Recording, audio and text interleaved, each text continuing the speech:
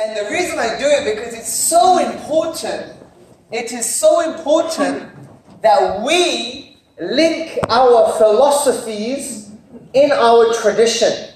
Because so many times when a Muslim or a theist talks to an atheist, we have the discussions and we don't link it to our tradition. So they may believe in God, but they won't accept Islam because you have not mentioned anything about Islam. And I think it's very powerful, or rather it's extremely important that when we're talking to an atheist or Christian or anybody, that we have the main goal in mind. The main goal is not to show that a creator exists, and we discussed this earlier. The main goal is to show them that Allah is worthy of our adoration, of our love, of our humility, of our obedience, of our love, and for us to know Him and to obey Him and to direct our acts of worship to Him alone. That's the end goal. The end goal is not just for them to believe in a creator. This is not Islam. This is not the Quran. The Quran didn't come here just to show you God exists. The Quran came here to show you who you must worship, which implies that you have to believe He's a creator as well. So that's why we talk about these arguments and link them to our tradition. But you have to understand, these arguments are also universal. That was very hot. Alhamdulillah. Okay, so now we're moving on to the Quranic argument for God's existence. We spoke about fitrah and first principles. We spoke about self-evident truths. We spoke about the implications of philosophical naturalism, the implications of atheism, or more specifically, philosophical naturalism, which is the philosophy that there is no divine, there is no supernatural, everything can be explained by physical processes. Now we have a positive argument for God's existence. Now we've gone through the necessary and important stages and concepts and sessions in order for us to really truly understand the context of the positive arguments we're going to address in the next few days. Here's the story. You ready for the story? One day, I wake up in the morning, get ready for work, and I walk outside of my house. As I walk outside of my house, I see this black van with tinted glass windows stop right beside me. I see all of these men with balaclavas jump out of the van. They put a black hood over me and they throw me in the back of the van. They handcuff me and tie my legs. After a few hours, they stop. But before they stop, they sedate me and I fall asleep. Once they stop, something happens. I don't recall because I'm asleep, sedated. But now I wake up and I'm in the middle of a room. It has stony walls, a stony ceiling, a stony floor. There are no windows, no doors, no entrances, no exits, no cracks, no holes, no gaps, nothing. It's as pure stone. And I'm thinking to myself, what the hell is going on? I pinch myself. Am I dreaming? I'm not dreaming. So I'm trying to get out of it. I'm trying to find out how I got in too. I spend hours. And then I get really tired and fall back asleep. After some time, I wake up. And what do I see in front of me? I see a computer with a computer screen on a table, and on the screen as I approach it, it says, "This computer and desk came from nothing." What should I conclude in this context? Should I actually believe the computer and the desk came from nothing? Or do I believe there must be some kind of causal explanation? There must be some kind of prior causal activity that was responsible for the computer and the desk to be in the room. Correct? Exactly. This little thought experiment is a summary of the Quranic argument for God's existence. Allah subhanahu wa ta'ala says in the Quran, in chapter 52, verse 35 to 36. Or were they created by nothing? Or did they create themselves? Or did they create the heavens and the earth? Indeed, they have no certainty. So this is Quranic ayats, Quranic verses. But there is some logic behind these verses. The ulama actually discussed certain logical explanations for things that have a beginning. Because Allah says, the word here, khuliqu. Khuliqu means something that had a beginning. It's makhluq. It was created. It is muhdath. It came into being. Once it comes into being, then we need to explain it. We need to explain it. Now, originally, obviously these ayat refer to the specific human being. But the specific human being is a created being. It had a beginning. So Allah is asking, did you come from nothing?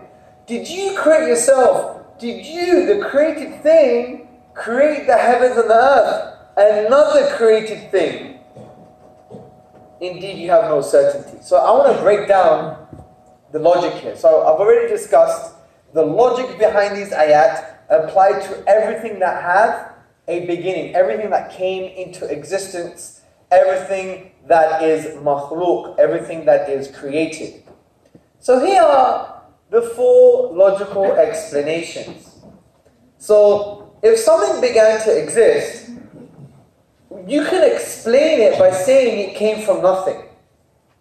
If something began to exist, you can explain it by saying it was self-created.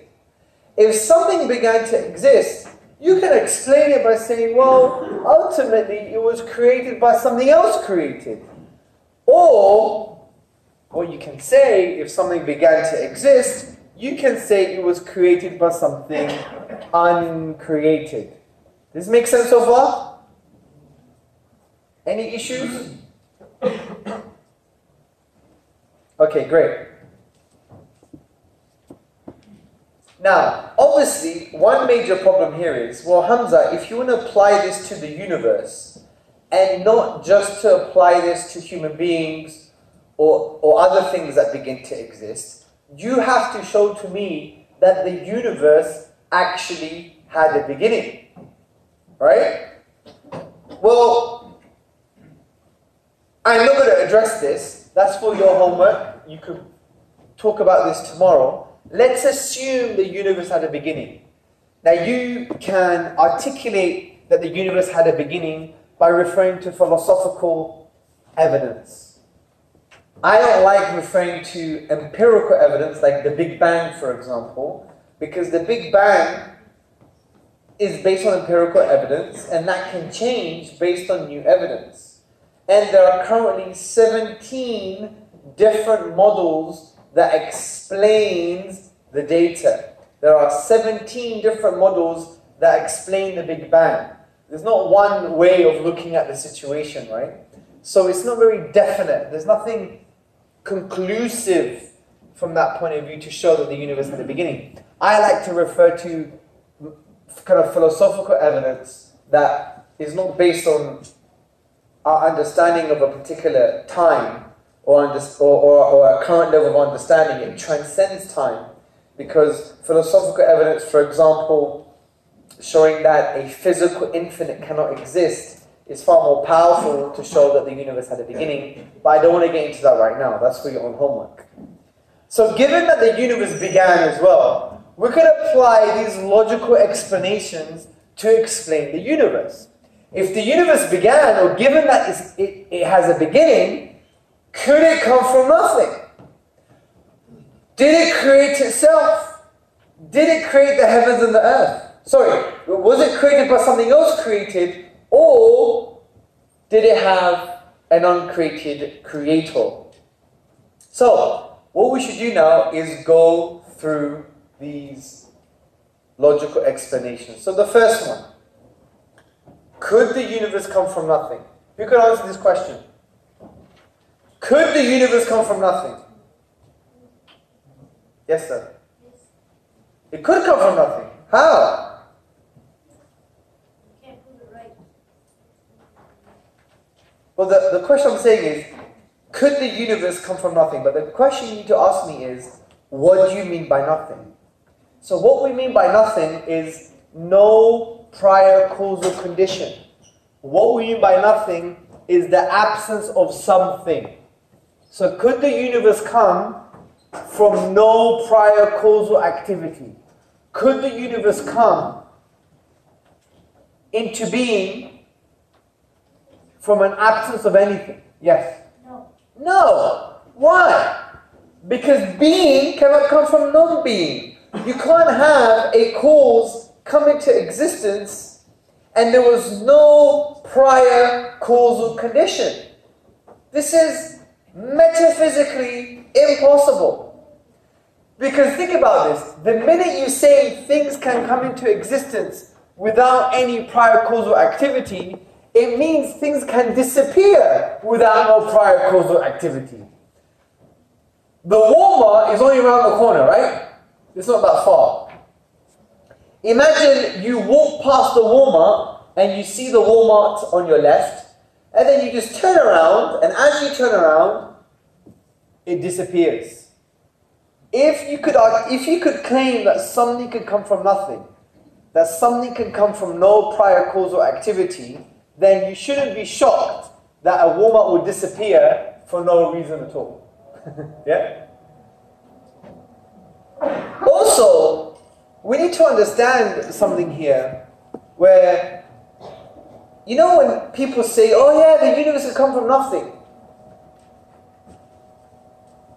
This means that they should be satisfied with any ridiculous explanation for things that happen to them. For example, if someone says, yeah, the universe has come from nothing, and then you punch them right in the face, how did that happen? It came from nothing, right? If you could claim that for the entire cosmos, then what's a punch? Yeah?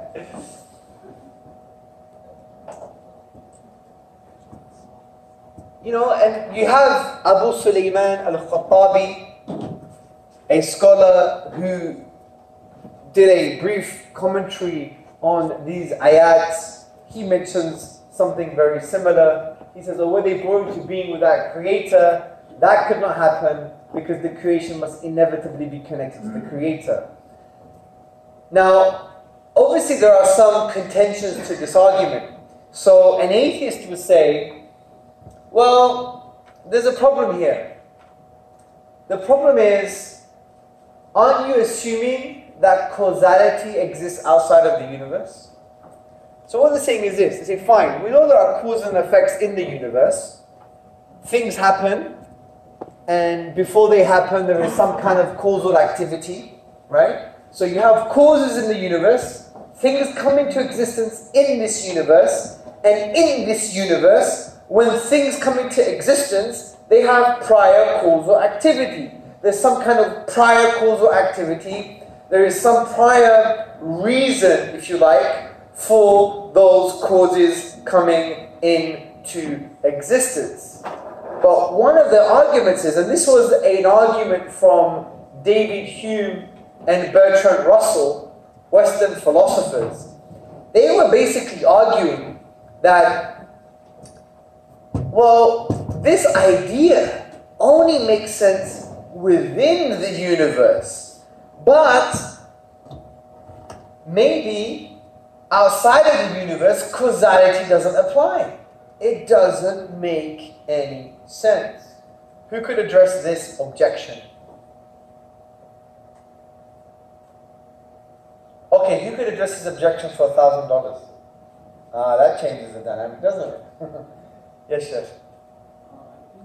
The reason there why it doesn't make sense is because why do they think there's to be outside the universe first, and then second, why do they think outside the universe rules are different? Okay, good. That's good. So you reversed it back on them. You're saying, look, why do you think outside the universe the rules are different? How do you think they would respond? So I want you to go on this journey with me, yeah? So you're right. You're questioning something that is very true. Why do you think the rules are different outside of the universe, right? How do you think they would respond? I want everyone to listen because you're going through this journey to understand this concept.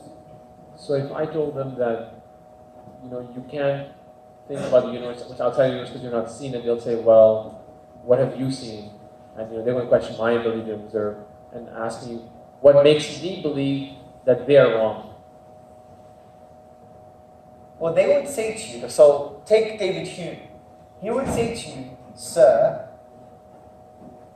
the reason I'm saying that causality can't apply outside of the universe is because the only reason we know about causality is because we experience things within the universe. It's an empirical principle. That's what they would say. Our response is, fine, it's an empirical principle, but we say, no, it's not an empirical principle, it's a metaphysical principle. This principle applies in any universe, in any experience. So you have to understand where they're coming from. They usually use this argument to say, well, you can't say nothing about outside of the universe because causality only makes sense within the universe because we derive the understanding of causality from our experience. But we would turn the tables and say, no, that's not true. You need to have causality first before you understand any experiences. Because it's causality that allows you to understand your experiences. It's not the other way around.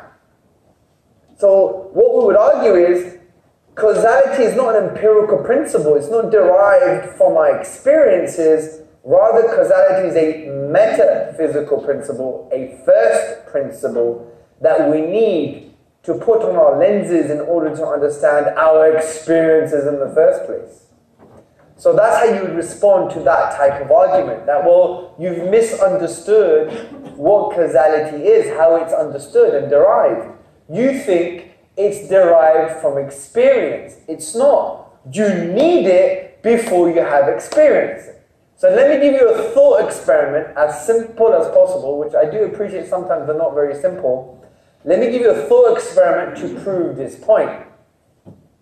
Right here. I'm on the stage at the moment, and I can walk down towards you. As I'm walking down towards you, you can see my front before you see my back, correct? Correct? Good. Now if I stay still here, you can see me, you can see the stage, you can see the ceiling, you can see the computer screen. You can choose to order and reorder your perception. You can see the stage first, then see me, then see the ceiling. Or you could say, I'm going to see the ceiling first, then the stage, then Hamza, right? So you know in this situation, you can order and reorder your perceptions. So far so good? So in the first scenario, me coming down, you can't order or reorder your perceptions because you can only see my front before you see my back, correct? In the second scenario, you can choose where to look at first and you can reverse that order of perception, correct? So here's the point. The reason we know when we can order and when we can't order our perceptions is because of the concept of causality. There is some kind of causal link between my front and my back. And when I'm walking towards you, you understand that, therefore you make the conclusion, I can only see his back before I see his front. But when you see the picture of me just sitting down, you don't need those causal connections. So, this shows that you have the idea of causality to understand your experiences. You don't look at the world and you look at experience itself in order to understand causality. So you need causality or the idea of causal connections prior to your experiences. Otherwise, your experiences will be meaningless. That's a thought experiment to show that causality does make sense outside of the universe. It's not just an empirical principle, it's a metaphysical one. Now, okay, here's another contention. What about the scientists when they say, hey Hamza, what about quantum mechanics? What about quantum physics, right? That's what they would say. Quantum physics tells us that you have particles emerging from nothing. There is no prior causal condition. Zero. No prior causal condition. Particles emerge from nothing. How would you address this? Yes, sir. How do you know it's from nothing? The quantum vacuum is nothing. Particles emerge from nothing. Just because you can't see it doesn't mean it's from nothing. Sorry? Quantum fluctuation. Explain more. Yes, sister. So we know nothing, nothing exists from nothing, and nothing is constant. God is God, and silver is silver, and the God and silver, so this is that. But as a Muslim, as a believer, so my first principle is that God is here, and God can do everything that He wants to do. So if God decides to create something, He will do it. Because so for me, that's the first principle. So I want to question how far does it came from something or how it came. So I believe that God is powerful and He can do whatever He wants to do. Yeah, but that wouldn't be an adequate argument because you would have to assume God exists before you have to make them assume that God exists in order for them to understand your response. They're saying to you, a particle can emerge from nothing. If that's the case, then if it's the case for a particle, it could be the case for the universe. So they would say to you, therefore, the universe doesn't require a creator, because if a particle comes from nothing, so can the universe. So you need to respond to that. How do we respond to the accusation that particles come from a quantum vacuum and therefore things can come from nothing? What do you have to do to dismantle that false, misplaced contention? So I will tell you, how can you prove me that things exist from nothing? So do it, you. Yes, well they just did. They said a particle came from the quantum vacuum. There you go. So please prove it to me. Just look at it. How? Well, they say hypothetically the scientists have seen particles emerge from quantum vacuum. They have, yeah? So they would say to you, see, something comes from nothing. What would you say? Yes, sister. Isn't the creation of a particle still something? The particle is something, but they're saying this something comes from nothing. But the creation of it is something. So how the particle was created, the energy or however it existed, that's something. Good, that's very good. So, she went straight to the premise. It's not the case that a particle came from nothing, because what does nothing mean? Absence of anything, no prior causal conditions. But the quantum vacuum is something. It's not nothing. It is a sea of fluctuating energy. It has a rich structure. That's the point. So you just say to them, well, you've misunderstood what nothing is, and you've misunderstood the quantum vacuum, because the quantum vacuum is still something physical. So it's something coming from something. That makes sense. Brilliant. Now, we've dealt with that.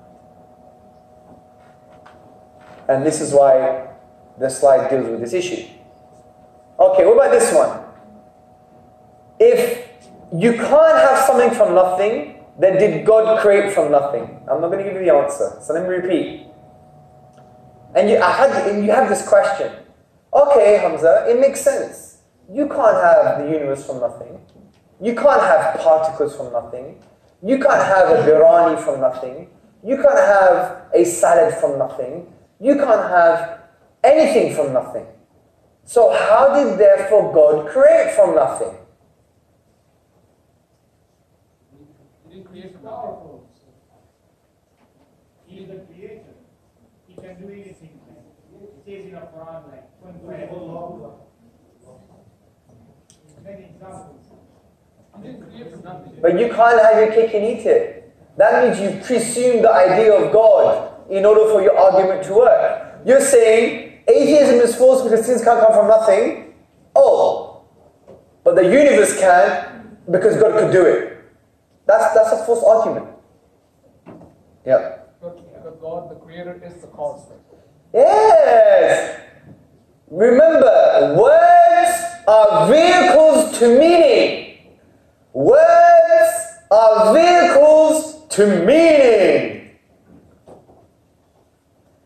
When we say nothing, kun fayakun, it doesn't mean Allah created from nothing as if there was an absence of anything. Because Allah was there. He always existed. The prior causal condition was Allah's qudra and irada. It was His power and His will. So it's about understanding what we mean by nothing in this context. Theologically, when we say Allah created from nothing, we mean there was nothing there and Allah created the universe, right? But it doesn't mean there was nothing, meaning nothing was there, including no Allah. Yeah? We don't mean that. So it's not the case of the universe coming to existence from nothing, because the thing that made the universe come into being was Allah's will and power. So it's about understanding what we mean by nothing in that particular context. So, as we read here, I can't even read from there. Something coming from nothing is impossible. Nothing implies non-being, no potential, no causal conditions. However, Allah had the potential to create and bring things into existence via His will and power. Therefore, it is not the case of something coming from nothing. Allah's will and power was that thing, if you like, that brought the universe into existence. So we shouldn't confuse the theological understanding of kun fayakun and, whoa,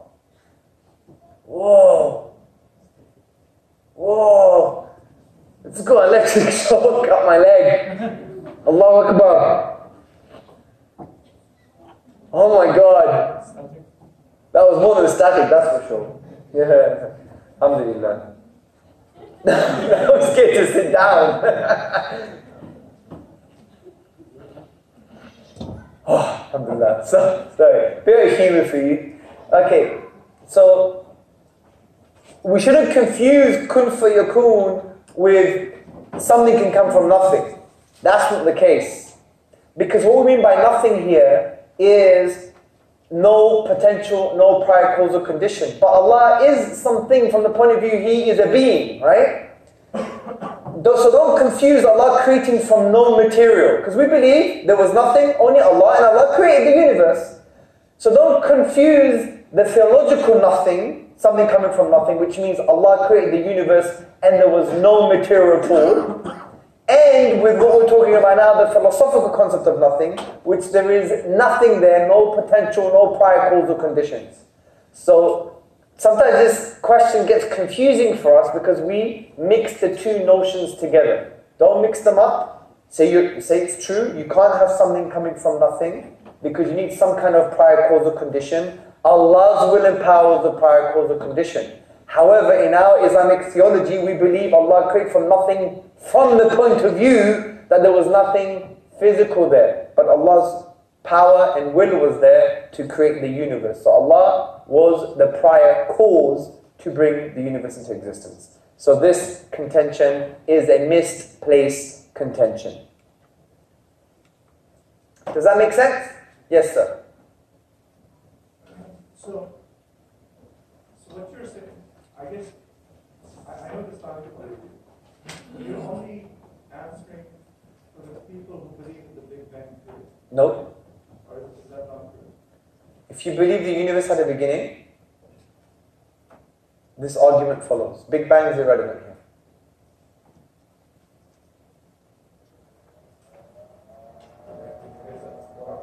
Because a lot of people who believe in Big Bang, they think that it just came out of nowhere and just expanded, I guess, right? And that's just a theory. I honestly don't, prescribe to that theory. If somebody ever says that to me, for example, when I read about it, I believe in the electrical universe. So Yeah, but what happened in that case? With all due respect, the Big Bang is not as such. That is a very popular understanding of the Big Bang. But all of a sudden, there was an explosion. Yeah, there are 17 different models that relate to the Big Bang. One of them includes there was a pre-eternal quantum space, for example, or there was some kind of quantum haze, and then a particle emerged as some kind of hoo-ha, and then you had the universe. I'm not a scientist, so I don't know the details, but when you study the philosophy of science, you talk about this when you're talking about underdetermination, which is you have many theories to explain the same data, and all those theories are equivalent in value, in terms of truth value. So the point here is, it's not the kind of comical understanding of the Big Bang. There was nothing, all of a sudden, boom. No, I don't think anyone believes that. Yeah. So don't worry about the Big Bang for now. Okay. So what I'm trying to say here is, the minute you believe the universe began, the minute you could apply this, and you say, right, could it have come from nothing? And what we're saying is, we've already addressed the first logical explanation. The universe couldn't come from nothing. All right? Based on what we've just discussed so far. Based on the definition that nothing means an absence of something and no prior causal conditions. Do you understand? Good. So this leads us to the next logical explanation. Could the universe create itself? Yes, sir. I actually have a question about the previous points. Okay. We are saying that everything needs a cause. No, we're not. That's what you're saying. So what was the first principle that universe cannot come from nothing? It has to be a cause. And in our case, that Allah's will. Yeah, so in the beginning, if you remember, we said this can only apply to things that have a beginning, that began to exist. Okay? So if you want to derive a principle from it, the principle will be whatever begins to exist has a cause. Not whatever exists. There is a subtle difference. Okay? So, could the universe be self-created? Why?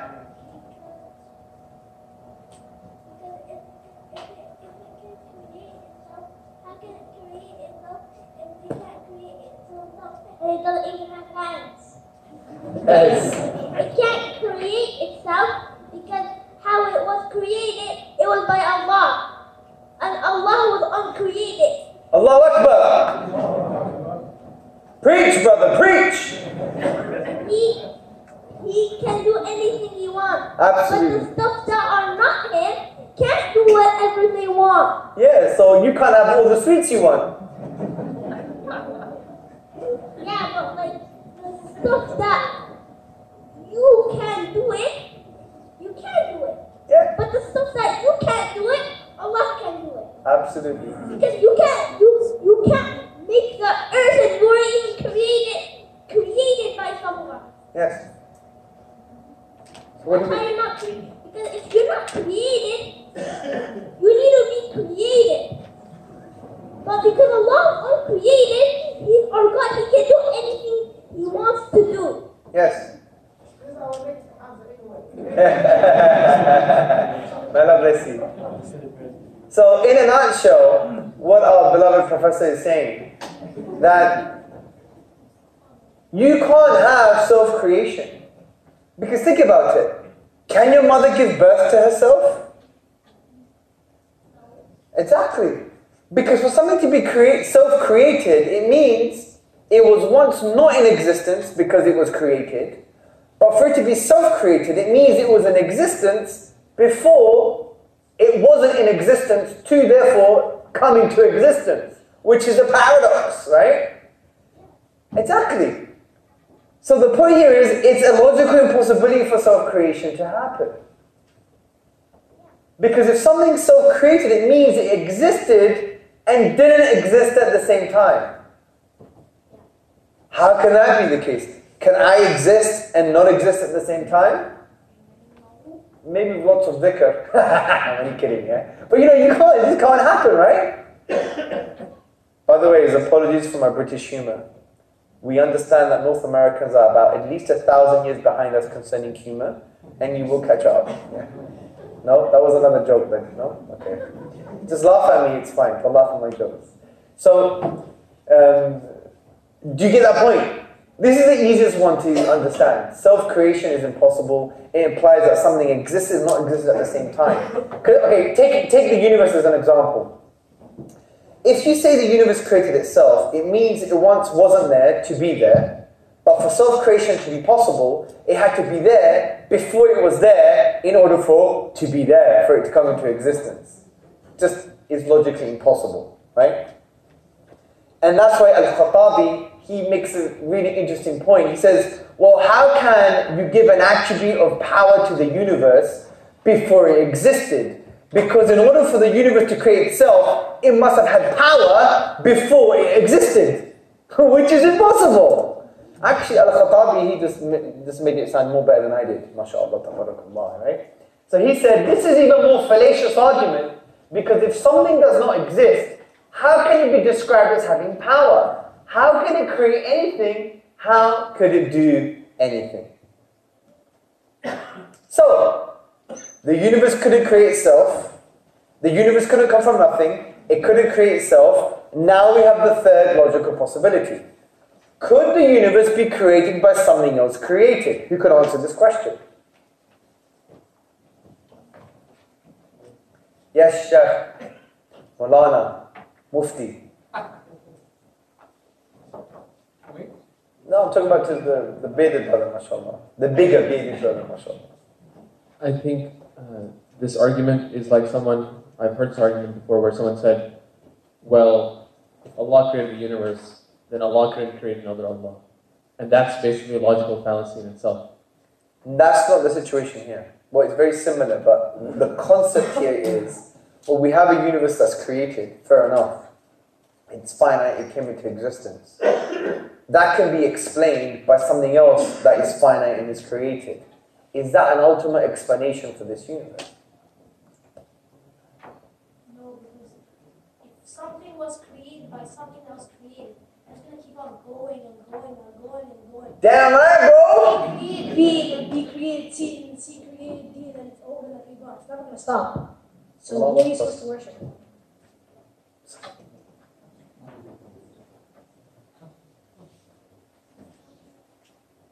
That was quite moving. Did you see how he connected it to worship? That was actually quite moving. So if A created B and B created C and C created D and that goes on forever, that will go on forever. So he didn't say, therefore you must have an uncreated creator. He said even something better. Then who are you supposed to worship then? Fitra. Children are ahl al-fitra. Wallahi. Beautiful. Beautiful. Jazakallah khair. Jazakallah khair. Jeeb. So yeah, he's right. Fine. You're saying an explanation for this created universe that had a beginning is something else like another universe that had a beginning. But we could always raise the question, well then we'll create that universe. Another universe. We'll create that universe. Another universe. And we'll create that universe. Another universe. And if you go forever, you're going to have an infinite regress of universes. That means you have nothing in existence in the first place. Because this poses a massive problem that Al-Ghazali would say, you know, the cause could have a cause, but if that cause has a cause and that goes on forever, then you will never have any existence around you in the first place. It's absurd. Al-Ghazali said this is the absurdity of the infinite regress of causes. Right? For example, if I wanted to go and kiss this brother's hand, But before I kiss his hand, I have to ask permission from the person behind me to kiss his hand. But that goes on forever. I'm never going to kiss his hand. Likewise, in order for this universe to be in existence, it was as a result of a previous universe that was also created. And that universe, for it to be in existence, had to have another universe previous to it that was also created. And that goes on forever. We would never have this universe in the first place. So what can we conclude? We conclude that by rational necessity, this universe must have had an uncaused cause or an uncreated creator. Because the universe couldn't come from nothing, it couldn't create itself, it couldn't be ultimately explained by something else that was created, because you have the problem of the infinite regress of causes. Therefore, the universe has an uncreated creator. This argument is so simple, brothers and sisters. I remember giving this argument to a Chinese atheist in Qatar. He was running a mobile phone business or something. And I just merely, practically just asked him these questions. I didn't even give him any answers. But he started from being an atheist to then becoming a deist. No, then becoming an agnostic, then becoming a deist, then believing there must have been some kind of causal creator. Just by these questions. It's the power of questions to get people to think.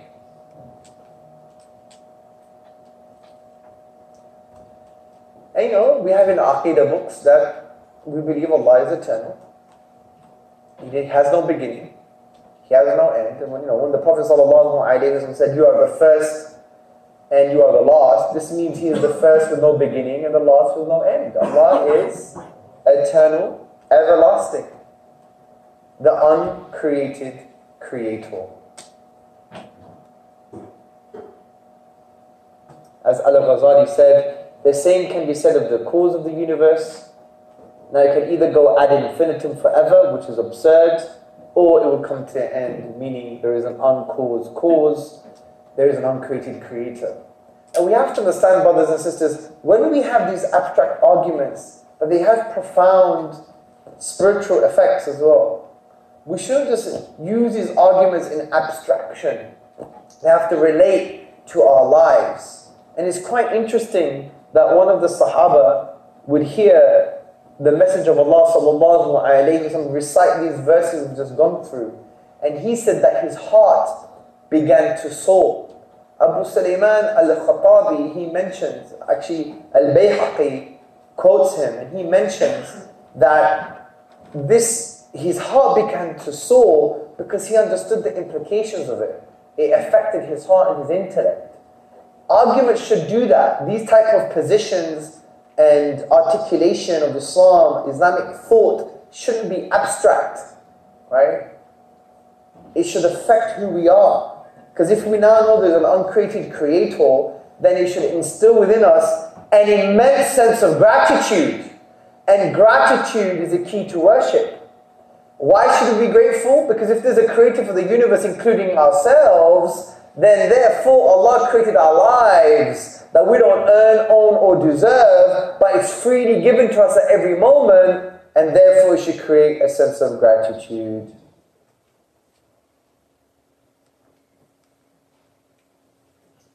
Any questions?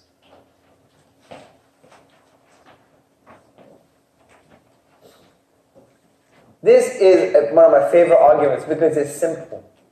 Now there are different forms of this argument. This is usually called the Kalam cosmological argument. You have different formulations of it. They can get very complicated. But I use this with professors. Honestly.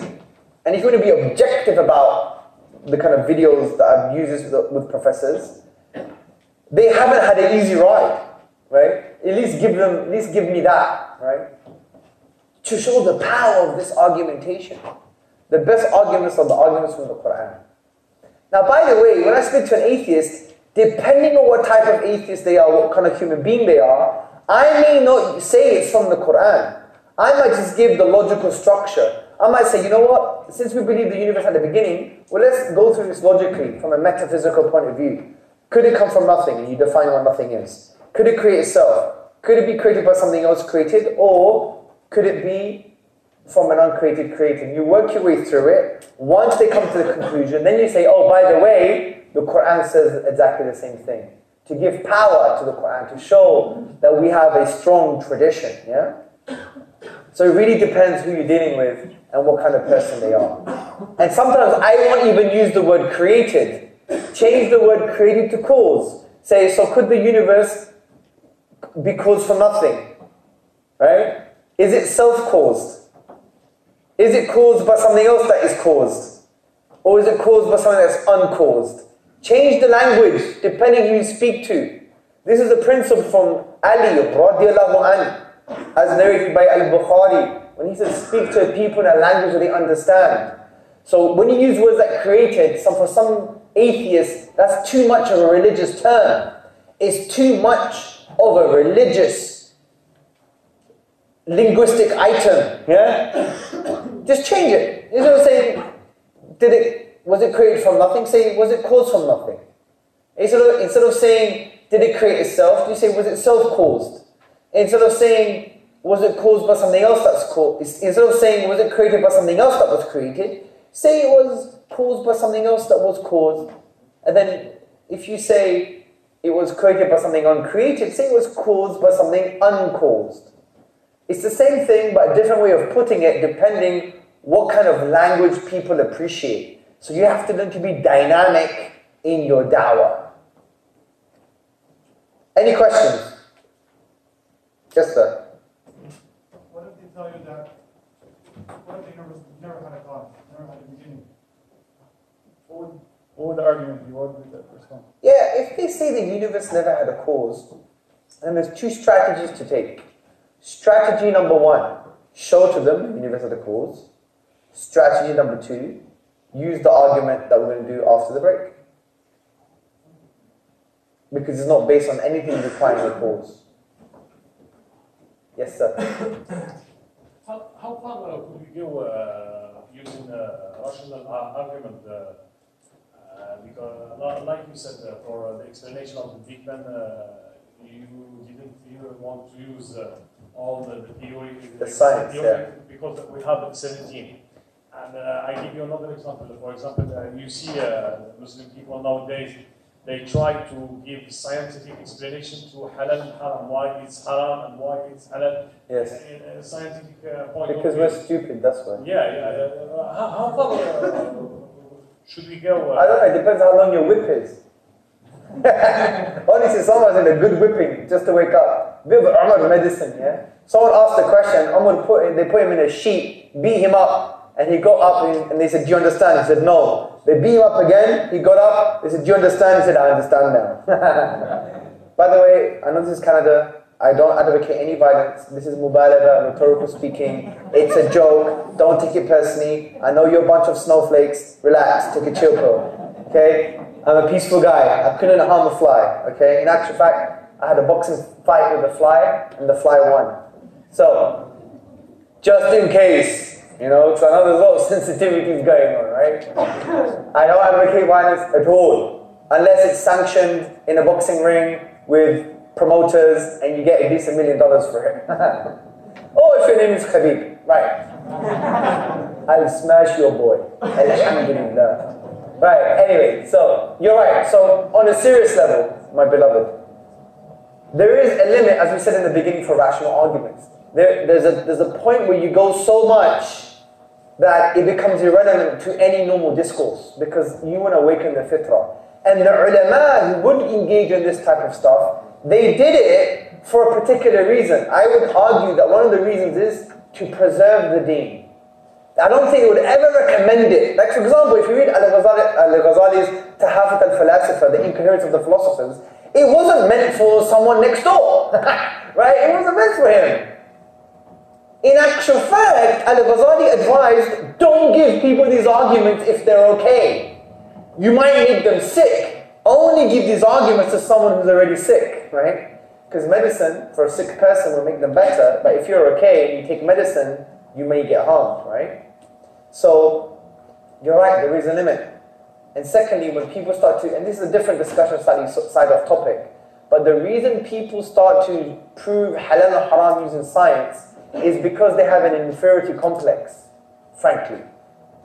Or they don't know science and they don't know Islam. Usually it's an inferiority complex, because if you knew epistemology, the sources of knowledge, how we get to know truth, you would know that Islam, divine knowledge, is al-ilm, that's qat'i, yeah, that's definite, generally speaking. But if you go to science, you see that is al-ilm al-dhan, it's dhanni, meaning it is speculative from the point of view that you can have another observation that can contradict previous conclusions. We're going to discuss this tomorrow about the philosophy of science, but the point is, it's limited from that point of view. So how can you say, well, when I became Muslim, right, I read an article, I remember it was from a doctor saying, prayer is good for you, and I don't remember clearly what it was saying, but it was to this nearest effect. Prayer is good for you because it's very good for your tricep muscles, you know? It strengthens your tricep muscle. Yeah. Would you believe it? So you're really praying just because you want a bigger tricep? Oh, what's going on, man? If you want a bigger tricep, you go to the gym, bro, you do those pull downs. You ain't gonna do no salah. Right?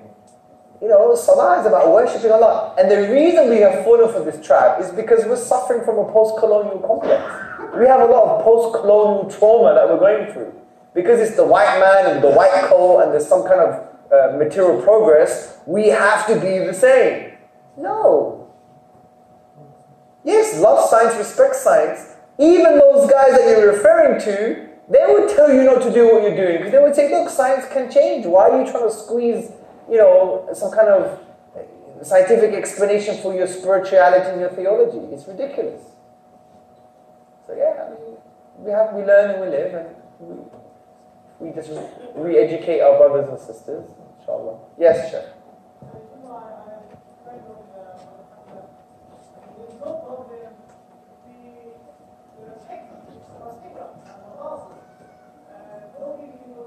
Looking into the hikam behind salah or fasting, there is no problem with that. I don't know your point exactly. No, I disagree with you.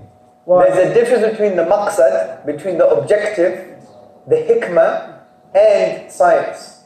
Because how can you say, even if you have a maqasid mindset, which is fine, what is the maqasid? It is the rationalization of the hikmah of the ahkam. Okay? So we are rationalizing in categories the hikmah of the ahkam. Correct? But you can't now say that the maqsad for salah is getting a tricep. Yes, no. But this is not even a hikmah. This is a product. It's a benefit, which is different from maqsad. Yes. It is one of the package.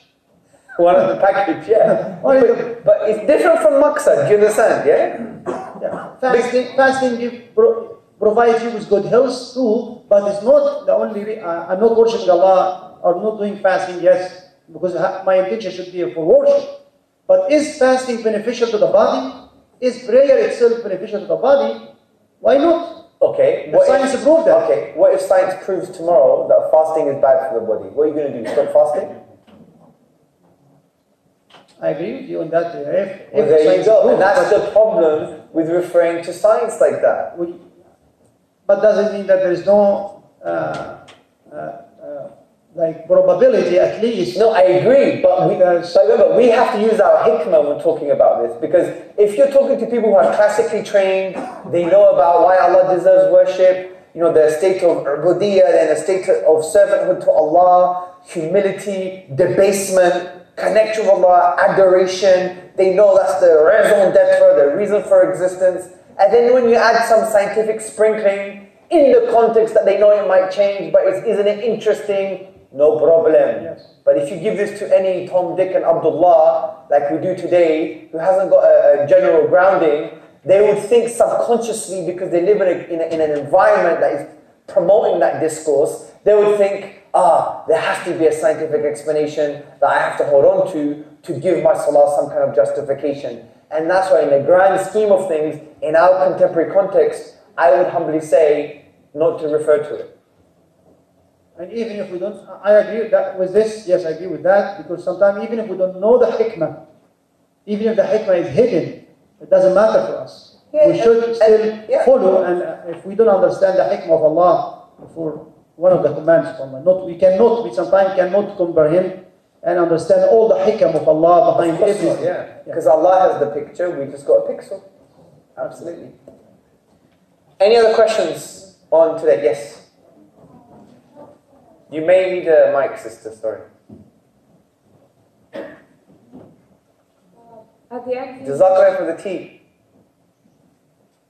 At the end, you mentioned that because Allah created us, we need to be grateful for the life that He gave us. There is an argument actually that some people say, well, we didn't choose to be created. We're living a miserable life and we don't want to live this life. And save that question for tomorrow when we're going to go through why Allah deserves worship.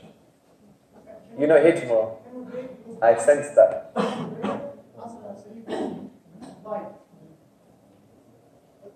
Yeah, it's 3:35. Yes. 3? 45 or 40? Which one is it? 45. I mean, the prayer itself should be at 3:45. Yeah, so we'll break at 3:40. Okay? So, any more questions before we go for the break? By the way, 3:45, 4, yeah. We should be finishing by 4:45, 5 o'clock. Yes, sir. Actually, it's the same question brother in the back who asked about page 15. It tells some good things about atheism, like happiness, intelligence, better job, IQ, self-reliance. Yeah, that's your homework. Come back to me tomorrow on that. Any other questions? We have 5 minutes before. Yes, sir. It's about the Big Bang theory. So I read a speech before by Zakir Naik saying the Quran and the science. In the Quran it has been specified. Yeah, Zakir Naik's wrong. It's not specified in the Quran? No. Where? If you study the Big Bang, how can you even squeeze it into the Quran? I don't get why people do that. Listen, let me say very clearly, yeah? By the way, when I say he's wrong, he's better than me. But he's wrong. Yeah, I just want to make something clear. That doesn't mean that I think I'm better. Don't make that confusion, because sometimes Shaitan whispers to some of our brothers, because I said someone's something wrong, I think I'm better. I am not better. If you knew my sins, you would spit on me. So it's nothing to do with that. But let me make something very clear. We have destroyed the da'wah by thinking there are scientific miracles in the Quran. I repeat, we have destroyed the da'wah. In actual fact, it proves we don't know our Lord, we don't know our Aqidah, we don't know our creed, we don't know anything. We don't even know science. It's a gross ignorance. And it's a gross ignorance of Islamic history, because it has to assume certain things that you have to ignore some of the seerah. It is a joke, yeah? Science changes. The things that we use to prove the Quran are things that can change. And things that we use to prove the Quran were already known by the Greeks anyway. For example, alaqa. It's a blood clot. Galen knew this already. For example, the moon has its own light. Nuran, it's borrowed light. The Greeks knew this 500 years BC, 1200 years before the Prophet ﷺ. In actual fact, they were more specific. They said the moon doesn't have its own light. Its light is from the sun. This was Thales and Anaxagoras. Check this out for yourself. When we said iron came down from heaven, yeah? Because you find iron in meteorites, and iron ore is from meteorites on earth. Ah, miracle. No, the Egyptians knew this, I think, 500 years before the Common Era.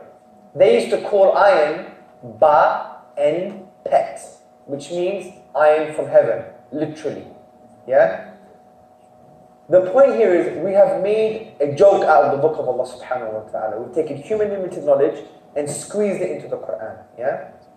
These verses are so profound, and yet they are also very ambiguous. They don't give you any specific detail. Because many of these verses concerning the creative world are deliberately ambiguous to get you to think about them, that there is a power and wisdom behind them, and therefore Allah deserves worship.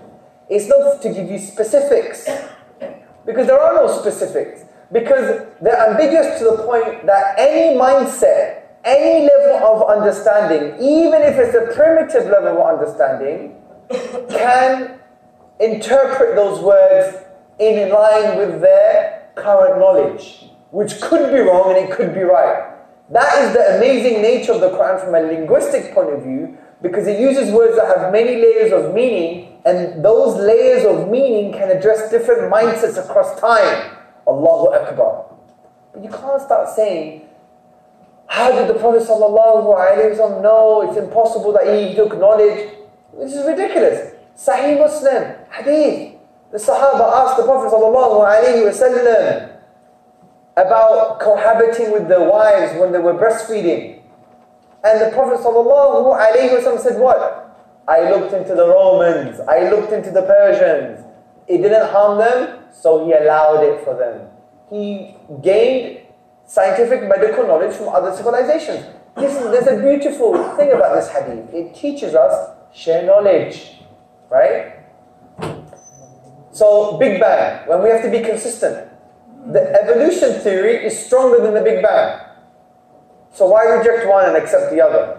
Total inconsistency in methodology. Also, the Big Bang is not even a fact. From that point of view, from a colloquial understanding, there are 17 different models that explain the same data. So, and what's interesting about the Big Bang, when Allah says the heaven and earth were together, right, and we split them asunder, some would argue, well, there is Sumerian literature around 6,000 years before the Quran that says the heaven and earth were together and they were split asunder. So the point is, you don't lie when it comes to your deen just to win an argument. The deen doesn't need us to lie or to create give wrong methodologies to try and prove the Quran. The Quran has so many other amazing arguments. The point is, and this is not to say that the Quran or the Prophet ﷺ actually copied anything. No, of course not. Because if that's the case, why is there no inaccuracies, which is really powerful? But that's not the issue here.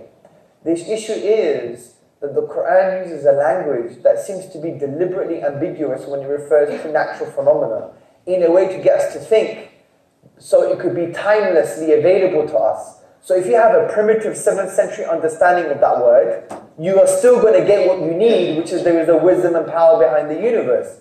But if you have a more advanced understanding, you will still get what you need. What's miraculous from this point of view is that the Quran uses a language that is not only representative of the 7th century, it's timeless. That's the beauty. But there's no scientific miracles. Even the term scientific miracles doesn't make sense. Right? It's a wrong methodology. It can change. Like Jalis Rahman, Professor Jalis Rahman, he makes a really good point. He says, science is time-bound. How can you use a time-bound methodology to prove something that is timeless? The timeless wisdom of the Quran. So yeah, so I'll humbly say it's inaccurate, it's wrong. I've got an essay on this. I could share with you, inshallah. But yeah, Salah time. See you guys straight after Salah. No earlier, no later. Straight after, inshallah. Okay, so Bismillahir Rahmanir Rahim. إن الحمد لله والصلاة والسلام على رسول الله السلام عليكم ورحمة الله وبركاته. So, final session for today. Now, this argument is my favorite argument, okay? One of the reasons why it's my favorite argument is because it has been appreciated by all of the schools of creed from my limited knowledge and understanding, okay? And the other reason why I really like this argument is because you don't need to know anything about science. You don't have to have too many premises like a beginning to the universe. It's a metaphysical argument, meaning it's an argument based on first principles. And this argument is motivated by the following idea. Listen to this very carefully. It is the mark of a rational mind. It is the mark of a rational mind to question that which didn't have to be. To question that which did not have to be. So if something didn't have to be the way that it is, then it requires some form of explanation. Take, for example, your very beard you are touching, my beloved brother. That beard could have been shorter, it could have not existed at all, it could have been longer, it could have been straighter, it could have been curlier, it could have been a different color, right? So you question that which didn't have to be. It is the mark of an intellect. It is the mark of a piercing intellect, of someone with profound cognitive abilities, that they question that which didn't have to be. Sah or la? Exactly. Agreed. So, does everyone understand this point? It is the mark of a rational mind. It is the mark of a rational mind to question that which didn't have to be. Look at this chair. Look at it. This chair didn't have to be there. So the existence of this chair doesn't explain itself. The explanation for this chair, Ya ukhti, you must be texting about, my bio. Okay, it's totally irrelevant, so don't worry. So the thing is, the existence of this chair doesn't explain itself. The explanation is not within the chair. The explanation of this chair is external to the chair. In this case, you saw me place it here. In this case, someone made the chair, right? So, this is the foundation. This is the intellectual driving force for this argument. It is the mark of a rational mind to question that which didn't have to be. So, here's the basic argument. Number one, the universe and all that we perceive is either independent, in this case also referred to as necessary, or is dependent on something else dependent, or dependent on something independent and eternal. The universe and all that we perceive cannot be independent or dependent on something else dependent. Therefore, the universe and all that we perceive depend on something independent and eternal, which is something that is necessary. This sounds like a lot of jargon. I agree. That's why we're going to walk through this argument. So in order to understand this argument, what we have to do is actually define what we mean by dependent. What do we mean by dependent in this context? The first thing we mean is that when something is dependent, it is not necessary. Now, what do we mean by necessary? Necessary doesn't have a linguistic context here, it has a philosophical context. Necessary means it was impossible for it to have not existed. I repeat, when you say something is necessary, it means it was impossible for it to have not existed. So when we're saying something is dependent, it means it is not necessary. It means it was possible for it to have not existed. So the universe, right, it was possible that it didn't exist. This, therefore, means there is an explanation for its existence, an external set of factors, or an external explanation that explains the universe because it was possible for the universe to have not existed. Let me give you an example. Imagine you walk downstairs, you walk into your kitchen. As you walk into the kitchen, you open the fridge. When you open the fridge, you see an egg box, and there is a pen on the egg box. You don't close the fridge by saying, the pen necessarily exists. No, because the mark of a rational mind questions that which didn't have to be. There is nothing necessary about the pen. There is nothing necessary about the egg box being in the fridge. It could have not existed. Correct? Good. So that's what we mean by dependent. And therefore there must have been an external set of factors or circumstances or an explanation that explains the presence of the pen on the egg box. Just like For example, it could be my son did something silly. So there you go. By the way, the reason I'm this theatrical, number one, the environment suggests that one should be theatrical. And number two, I'm usually like this anyway, when I talk about these topics. I think I just got used to it. I don't really care what people think, which is a good state to be in, to be honest.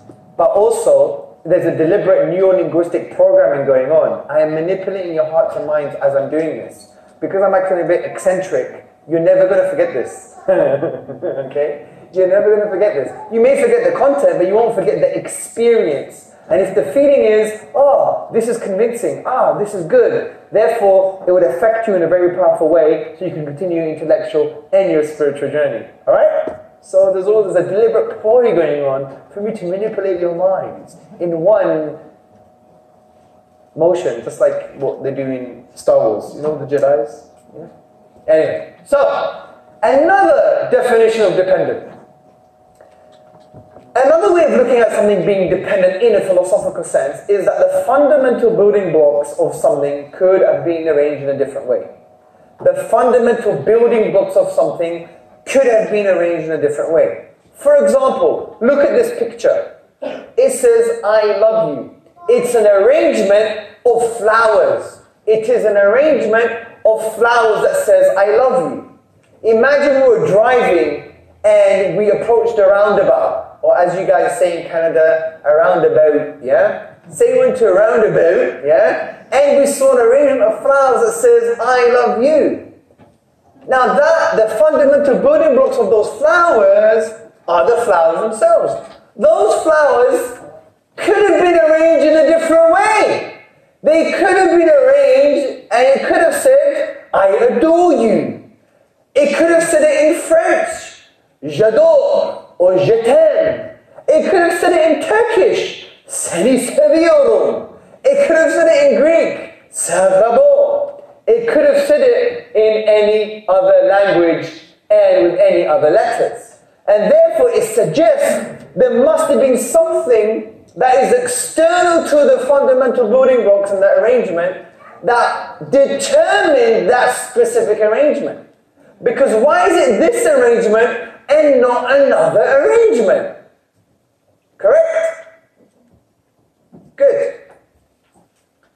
Another definition of dependent, which is the more common sense notion of dependent, is something is not self-subsisting. It requires something external to itself in order to survive.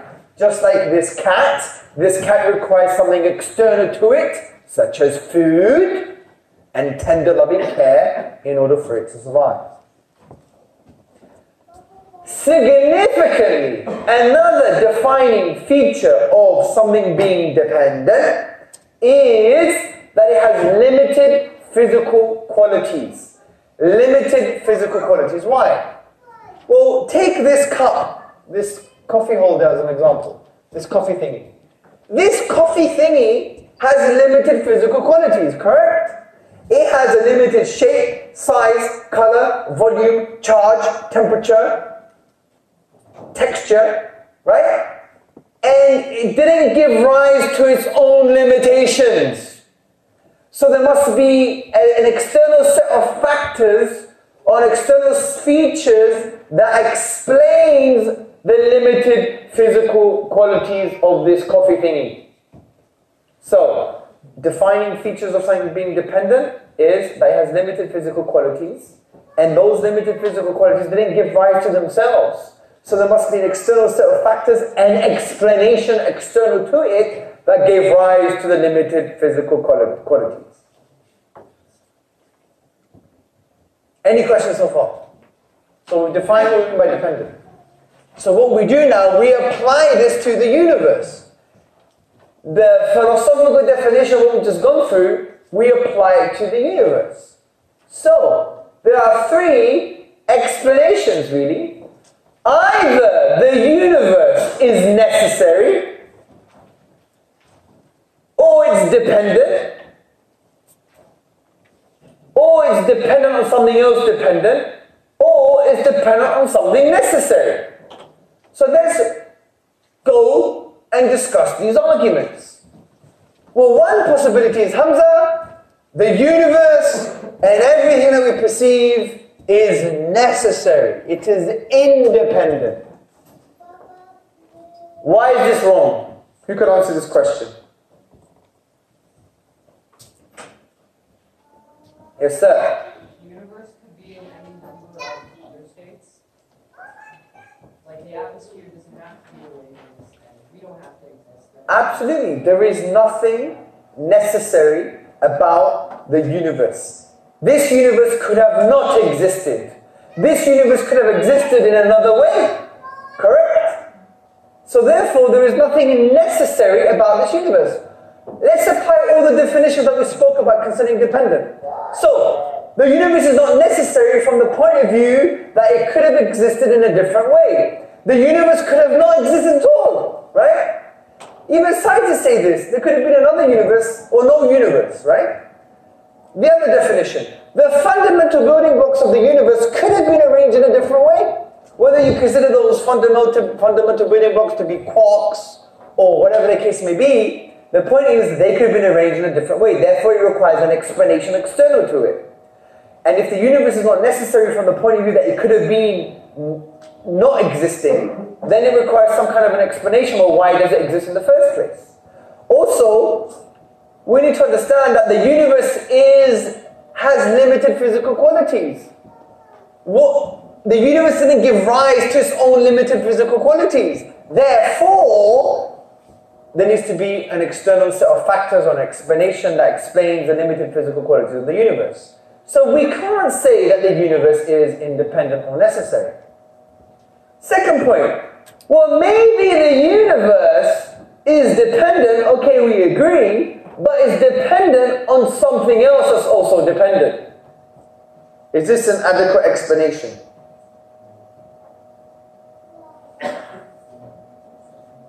Yes. Why?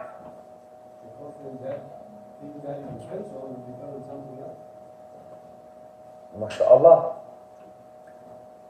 The uncle was saying, the brother was saying, well, the universe is dependent, okay, but it can't be dependent on something else dependent, because that dependent thing would also require an explanation. And if you say it's another dependent thing, if that goes on forever, you'll never have an explanation in the first place. Brilliant. And what's interesting is, this doesn't just have to rely on the notion that the universe had a beginning. Obviously, in our aqidah, we believe the universe had a beginning. To suggest otherwise would be kufr. It would be kufr. However, we can entertain, just for argument's sake, if someone says, hey, the universe is eternal, so it doesn't require any explanation. False. Conceptually, you can have an eternal thing that is still dependent. For example, imagine there was an infinite number of human beings, and each human being was produced by the biological activity of their parents. But you have an infinite number of human beings. We're not going to claim now that the chain of human beings, the infinite chain of human beings, somehow exists necessarily. No. There's nothing necessary about the existence of the infinite number of human beings. Because we can still ask the question, why are there any human beings at all? We could still ask the question for each human being in the chain, what explains each individual human being? So the beautiful thing about this argument is that it doesn't require the universe to be finite. Someone could assume it's eternal and the argument still follows. That just because it's eternal, it doesn't automatically mean it is necessary. And the thought experiment here is, we imagine you had an infinite number of human beings. Each of the human beings were as a result of the biological activity of their parents, but yet it's an infinite number of human beings. You can't now just say, oh, therefore the infinite number of human beings necessarily exist. They don't require an explanation. Of course they require an explanation. Because why are there any human beings in the first place? We could ask the same question for each of the individual human beings. What gave rise to them, right? There's nothing necessary about them because they didn't have to exist. Because when you say something is necessary, it means it was impossible for it to not have existed. It means that it doesn't require an explanation external to itself. Its very existence explains itself. So the final rational position is that the universe and all that we perceive depends on something necessary. And that necessary thing is independent and eternal. The reason it's independent, because if it were dependent, it would require another explanation, and therefore we have the same problem. The reason it is eternal, because if it wasn't eternal, meaning finite, it would be dependent, because all finite things are dependent, and therefore it would require an explanation. Therefore, we can conclude that the universe and everything we perceive depends on its existence on something that is independent, eternal, and therefore necessary. And that makes sense of Allah subhanahu wa ta'ala al-Ghani, the free, the independent. Now there are a few objections to this argument. The first objection is, well, the universe exists independently. Well, this is not true, because we have seen the universe, when we observe the universe, when we interact with the universe, we see that there's nothing necessary about its existence. It could have not existed, right? It could have not existed. So therefore it requires an explanation for its existence, so it shows that the universe can't be necessary. It's not independent and eternal. What about the second contention? Some argue, well, the universe is just a brute fact. But you can't just ignore the dependent features of the universe. You can't just get away with that. That's a cop-out. That's not right.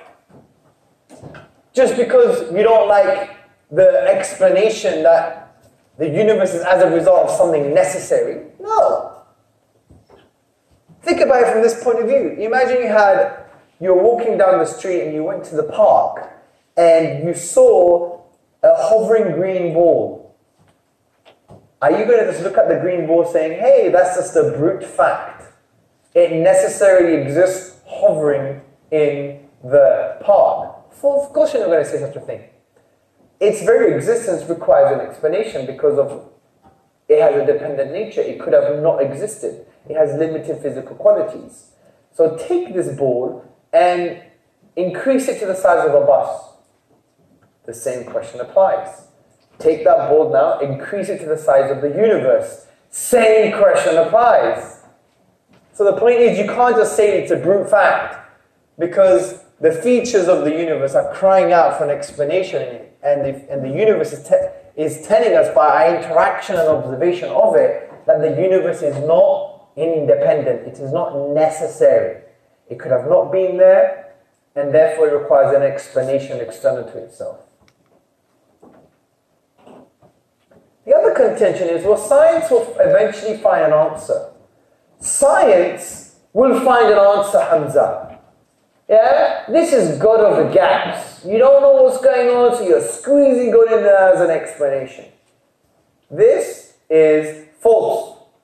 This is not science, God of the gaps. Okay? This is not God of the gaps. Because this is not a scientific argument. This transcends science. Because the beautiful thing is, this argument accepts any science because it's a metaphysical argument. You could bring any scientific explanation,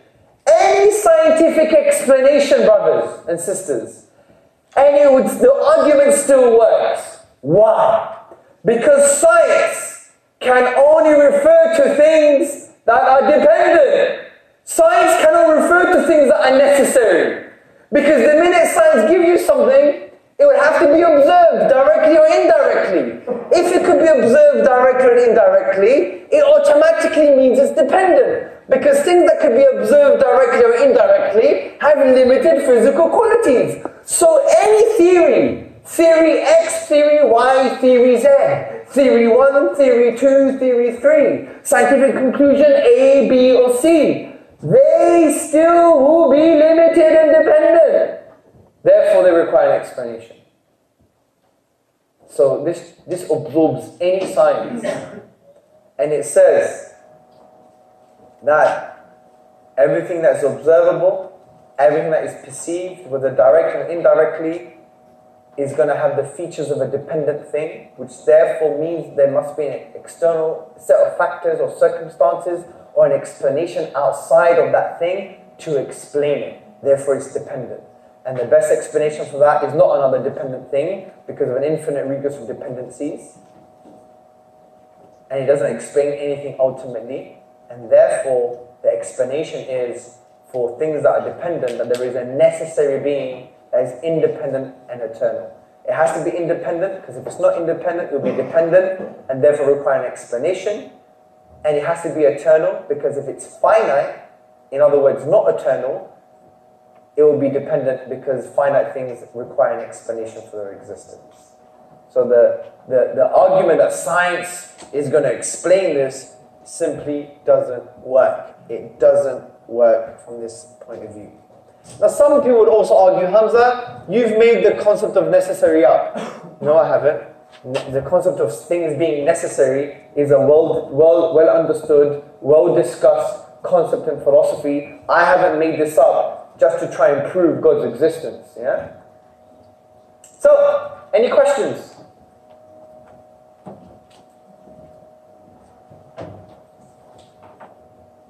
Any questions?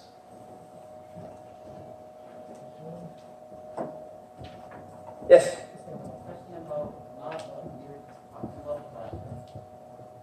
But about the scientific claims in Quran and stuff. I 100% agree with you. We're going to go through, look, what does that say? You will only understand this when we go through this tomorrow. Okay? Any questions on the dependency issue?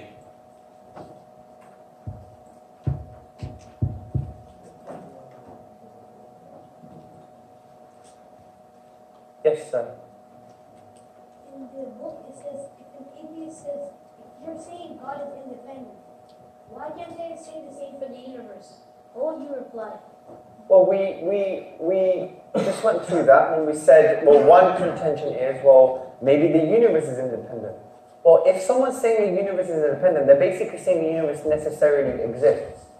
If the universe necessarily exists, well, there's a big problem because the features of the universe are saying that the universe could have not existed. The universe could have not existed. We could have had a universe that was fundamentally different, or we could have had a universe that didn't exist at all, right? So therefore, it requires an explanation outside of itself to explain the very fact that it came into existence or that it exists. Also, the fundamental building blocks of the universe could have been arranged in a different way. Since they could have been arranged in a different way, then they require an external set of circumstances or a determiner to determine that fundamental arrangement. Also, the universe has limited physical qualities, and it's made up of things with limited physical qualities. Limited physical qualities don't give rise to themselves. There must have been an external set of circumstances or an explanation that gave rise to those limited physical qualities. So it follows the universe cannot be independent and necessary. Next question. By the way, in our tradition, there's many conceptions of this argument. You read in the Aqidah books that they refer to this argument as wajib al-wujud, right? And then you have concepts such as, they refer to words like it's mumkin, it's possibly existent, it's wajib, it's necessarily existent. You have this in some of the creedal books. And this is a conception of the argument applied in a contemporary way. But there are other ways of arguing this too. Yes, sister? Mic for the sister, please.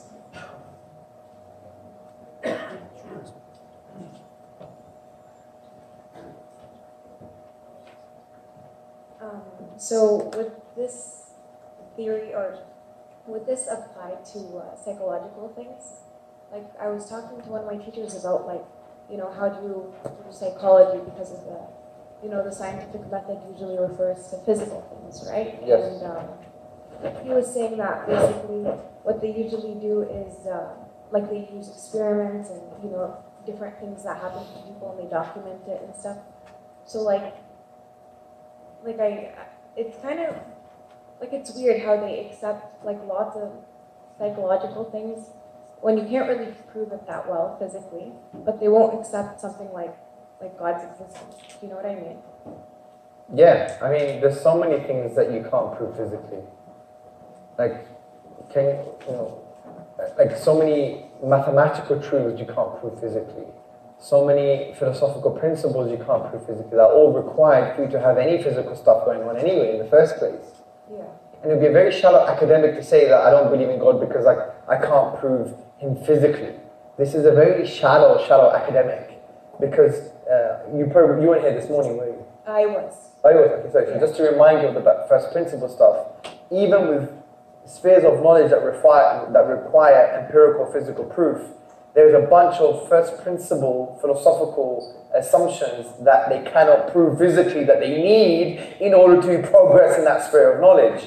So for them to deny that now is self-defeating. It's like denying their own sphere of knowledge in the first place. Yeah, like that. And this is a problem with some Western academia. I know this because I'm in the path of pursuing a PhD, and what you realize is people are very narrow in their learning.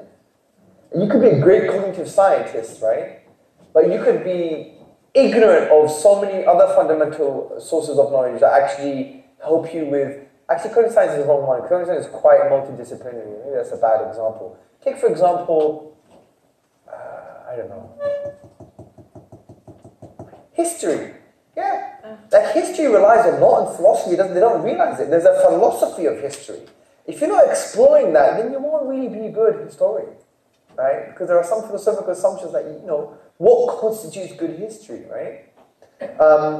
So there's so many different things that have those first principles that you can't necessarily prove physically that you require in order for that sphere of knowledge to progress.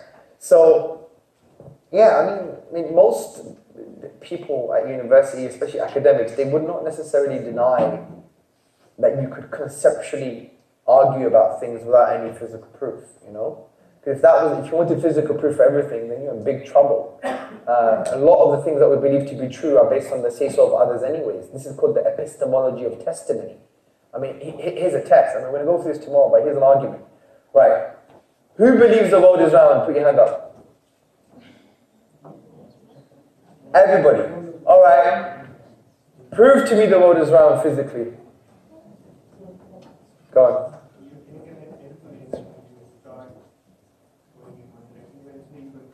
No, that's not proof because you haven't done that. So that's not proof. I want proof. I want physical proof. No conceptual, no hypotheticals, no if, buts, wants, needs, blah, blah, blah. Tell me. You can take a laser beam imaging. Have you done it? I've seen it being done on YouTube. You've seen a video doing it? Yes. So what kind of source of knowledge is a video? Is it empirical or testimonial? Testimonial. Thank you very much. Where's your physical proof that the world is round? Yallah! Tell me why the world is round, boy! So actually I cannot answer you because I spent 3 months looking for an image of an actual physical world. I couldn't find it. Actual, you mean not something that was computer generated, so CGI. Well, there you go. There are many proofs. There are many proofs. By the way, I'm not denying the world is round. I'm not a flat earther, yeah? And I'm not denying that you can't have proofs. But I'm saying you don't have a physical proof, an empirical dimension to your proof that shows the universe is round. Which shows to the sister in question, that not all proofs are based on empirical data. There's other sources of knowledge, like testimonial or conceptual, whatever the case may be. So my point is that this exercise is to show that you don't have physical proof for something you believe to be true and that you consider something to be true, like the world being round. The astronauts, they went up and with their own eyes. Yeah, but are you an astronaut? Have you done it? I mean, we have to believe exactly. each other, right? So you have to believe the say-so of others. So that proof is not physical for you, it's fundamentally testimonial. Yes? In what cases you would say the seal of the world is round? What is the basis of that?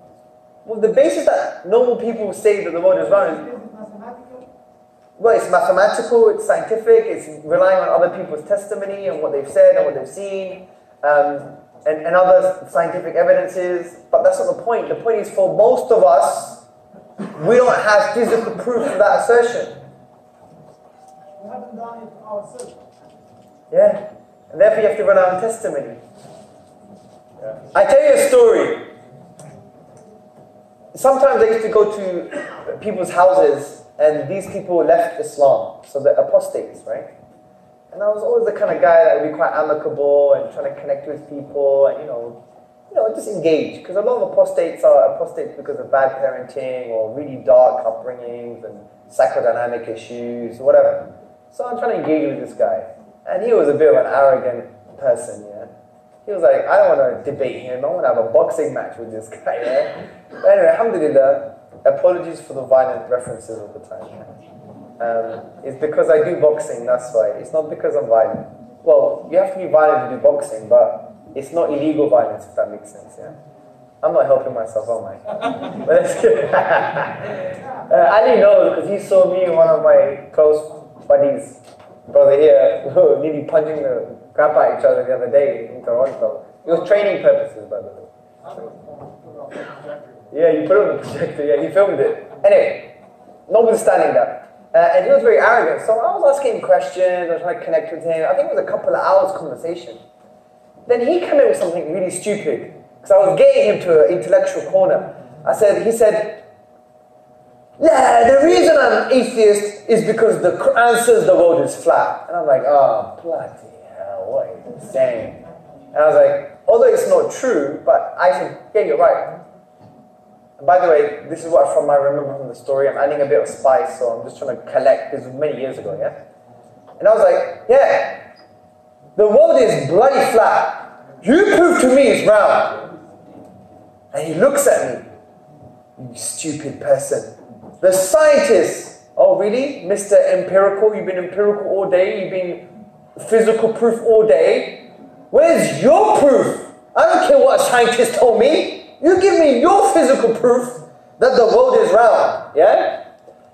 And he was going through all of these arguments, left, right, and center. And I was like, give me evidence. If you take a plane, right, and you go straight, you're now in the same position. Have you done it? No. So if you go on the highest peak of mine, you can see the curvature. Have you done it? No. Even if you can see a slight curve, doesn't mean it's round. It could be a flower shape. It could be a semicircle. Where's your physical proof? He was changing colors. He was changing colors. His ego was being battled. He was getting angry, frustrated, flabbergasted. He couldn't take it anymore, right? And then what does he end up saying? What does he end up saying? He says, I got it. He says, the shadows. And then I looked at him and I said to him, indeed, in the alternation of the night and day are signs for people who reflect. Quran. And his mouth hit the floor. And I said, you arrogant so-and-so. You were pointing the finger at the Quran, but 3 fingers were pointing back. And the only argument you can come up with is the argument in the book of Allah subhanahu wa ta'ala. Takbir! And this for me was an ayah from Allah. Allah gives you certain signs when you're doing things that, carry on. Don't give up. Keep on doing your stuff. Kind of thing, yeah? And you have this revealed in your life. But alhamdulillah. And the opposite happens too. Allah gives you signs so you can take a step back sometimes and you need to work on yourself. And sometimes Allah humiliates you, which Allah could be your greatest teacher from that point of view. That He teaches you, be more humble so you could continue your work in an effective way. And that's why the story of Yusuf alayhi salam is not only about Yusuf alayhi salam. The story of Yusuf alayhi salam is also about his brothers. You remember in the story, Sheikh, do you want to come and deliver what you just said? Is going to be beneficial to everybody? Yeah. I was just explaining what you just said. Okay, good. Oh, they don't know English? They do, but they missed the ayah that you mentioned. Oh, subhanAllah, sorry. Naam, sorry. So they missed it. So basically, the story of Yusuf alayhi salam is not only about Yusuf, it's about his brothers. Because his brothers were the usbatun, prideful group that they thought they deserved their father's love and they were powerful, right? But what does Allah do to them in the story of Yusuf alayhi salam? Allah breaks their ego, humiliates them. They suffered a famine. They were split up. They're not that prideful group anymore. They were split up and had to go to different directions of the city, different entrances into the city. They were accused of stealing. And after this humiliation, the ego was dropped to the point where they now were ready to ask forgiveness. And Allah forgave them, and Yusuf alayhi salam forgave them. This teaches us that sometimes the humiliation in your life could be one of the most greatest things that ever happened to you, because it was a means to break your ego so you could come closer to Allah and ask for forgiveness. And that's why if you've been humiliated on the Day of Judgment, I'm telling you, you would probably wish for that to have happened 1,000,000 times in your life. Because it was a means for your purification. And that's why I say to some du'at sometimes, if you haven't been humiliated, maybe that's a bad sign. Anyway. Sister, you happy with that answer? Good. Any other questions? Yes, sir. When it comes to being like an intellectual and developing, like you said, not being narrow, having a well-rounded academic like understanding. I mean, you said stuff like you question and you think about why things don't have to be there. Yeah. What are some other advice you would give to like make sure you're thinking? How old are you? How old are you? I will be 16 in January. In January? Yeah. Inshallah. 16. That's very good. Yeah. I want to speak to you tomorrow. We need to connect. Because if you're like this at 15, then Allah knows what you'll be like when you're 25. And you need shaping and guidance. And maybe a good whipping as well, just to keep you humble. Yeah? But wallahi, because that, sometimes we think, by the way, it's not real whipping, man. Intellectual, spiritual whipping, yeah? Like, there's whipping in the sunnah anyway, so get over it, I'm joking.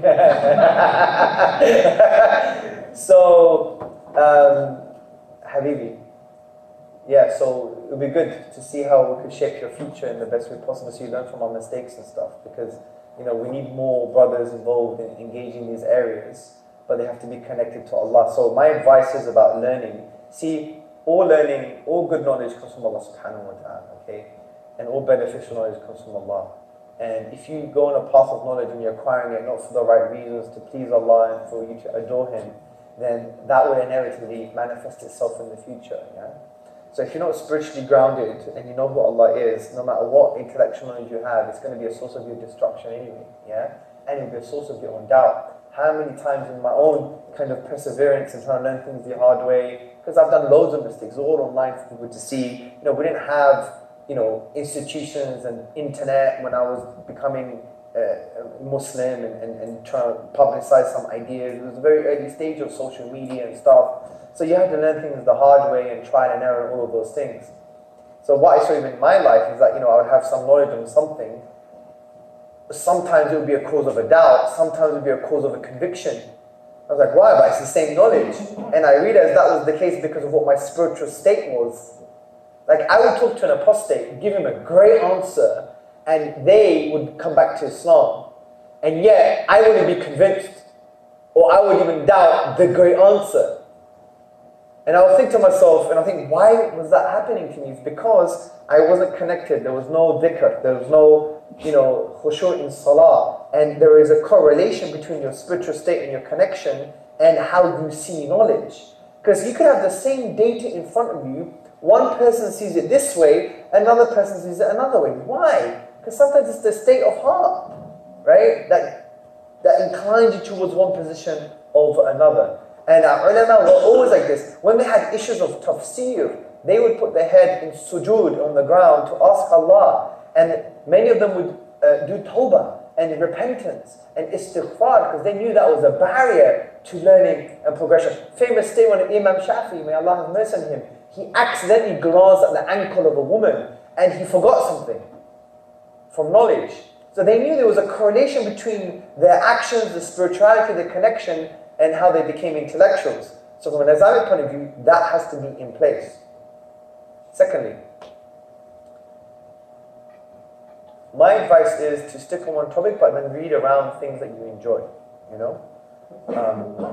And that would help you a lot. And I've seen that. So when I had to write an essay once, this was before I even started my postgraduate studies, I was researching a lot on the epistemology of testament. I learned it on a relatively, high level, to the point where I could include it in my postgrad essays. Right? And that was self-reading. But the danger of being self-taught is that you end up doing a lot of mistakes. You may misunderstand something. So my view is sit with ulama, yeah.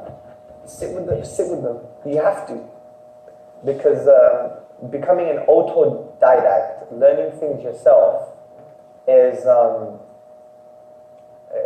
it could be destructive. Yeah, because remember, to be is to be related. You have to relate information with people, bounce ideas, understand if you really understand this properly. Is it useful knowledge? I'm understanding the context.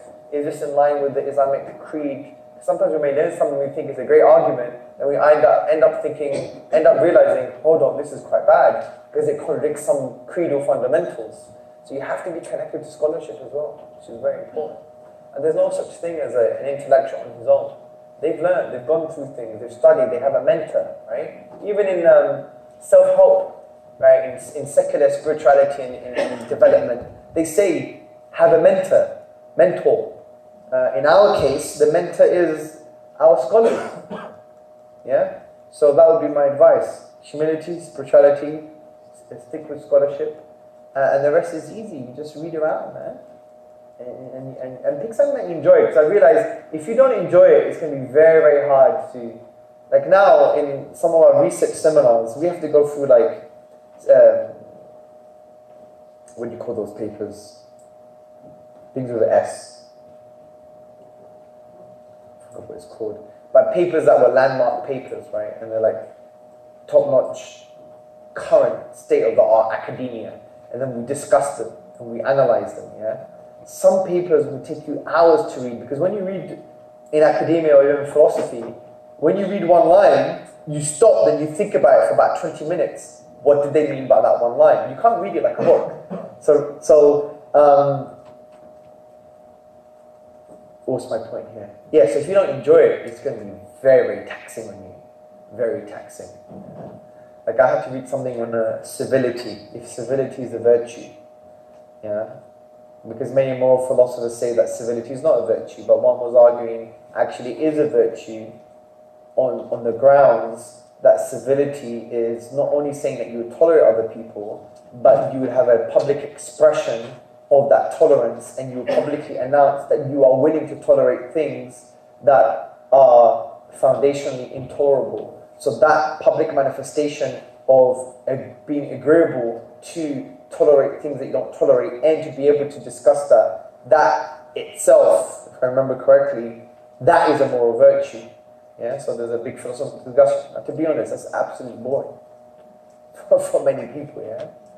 But yeah, so I think pick something that you love as well, especially if it's like secular stuff. But the first 2 points is very important. Humility, connection with Allah, connection with scholars. Yeah. And learn your deen. Don't do it like my way. I did it banana way.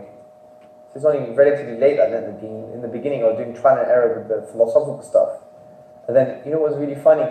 Then I just realized, oh my God, we already had the answers. We're standing on the shoulders of giants. The Quran came back and just said, here you go, it was already in here. Well, why were you going elsewhere? Honestly, and that's what you see. So yeah, that would be my advice. Yes? Yeah? Earlier in the day, someone asked about the flying horse, and you said that what horse? The flying horse. The flying horse, yeah. Yes, and you said that if someone says that this is impossible, then he's an idiot. But we live in a universe that has laws, physical laws and natural laws. And even at the time of the Prophet, when this happened, people who believed the Prophet took a leap of faith. And this is what we're doing today as well. No, they didn't take a leap of faith. I would disagree with that. They didn't take a leap of faith. Abu Bakr radiallahu anh said, if the Prophet sallallahu alaihi wasallam said it, I believe it. That's not a leap of faith. Because the Prophet's testimony was a source of knowledge. And testimony is a source of knowledge for many people. And that's the point. It wasn't leap of faith in that way. And what I mean by when someone says it's impossible, not that it's unlikely. There's a difference between saying something is unlikely and something being impossible. What I meant, if someone says it's impossible, it means there is no reality, any conceptual reality that this could ever happen. And that is a silly thing to say, especially from an academic, yeah? Forget the layman or someone more simpler. Because of the mere fact that their own metaphysics or epistemology, or both, that you can only know things from experience, that has taught them that you may experience something in the future that you would have thought would have been impossible. Do you see? That's why I'm saying it's a very daft thing to say. And the main reason they say those things is a rhetorical ploy to try and undermine religion. Do you see? Yes, but it's still, like, this is actually a miracle that Allah subhanahu wa ta'ala made an exception to these universal laws and made this as a gift to the Prophet or the Prophets, like the sea. Well, you could see it that way. I could see, but say for example, it was a real horse that came on real earth that picked up the Prophet ﷺ, and they had this metaphysical journey, but it was a real horse. Well, if someone argues that, that's still not impossible. Like for example, how many things have I seen in the animal kingdom, for example, I thought, no way. How many times has it happened to us? So many times. So why is it even logically impossible for a horse to have wings? How is that logically impossible? I don't get that. Like I even now, I experience things, animals, I'm like, does that really exist? Is that an animal? Sorry? Yeah, well, the horses that you've seen, that's for sure, yeah. Okay, could horses have fins? Well, there you go, seahorse. Why do you say that? Because you've seen one. Yeah. So all you could say is, if you're honest, I haven't seen it, so I suspend judgment. But you can't say it's logically impossible that there is a horse with wings. It is not logically impossible for God to do it. No, it's not. It's physically possible that you can have a horse with wings. They're putting ears on mice at the moment, and you're saying to me that horses can't have wings? They're putting an ear on a mouse. And you're saying to me that horses can't have wings? Think of it, look. It's about language. When we say something is impossible, we're saying it's highly unlikely. Right? When we say something is impossible, we're saying it can never happen. If you doubt that it's highly unlikely based on your current experiences, fair enough. But don't now form the conclusion it is impossible for a horse to have wings. Because that is an irrational position to take. Because that would mean you have seen the totality of natural phenomena. You've never experienced, we have only seen around 5% of the sea. Or there's about 80+% of the sea that we haven't explored. Allah knows what's there. There's probably an elephant with fins. Honestly. And there are things that they're discovering all the time. Now, I'm not saying this is the theological position. I'm not saying, there's a whole species and there's a species of horses with wings. I'm not saying that. I'm just trying to get you to think. Is it logically impossible for a horse to have wings? No. If you're an empiricist, the only thing you should say is, because I haven't seen it, I suspend my judgment. But my empirical knowledge has taught me that I can have future observations that are at odds with what I've observed thus far. That's the point. That is the point. So when someone says, could there be a possibility that there's a horse with wings?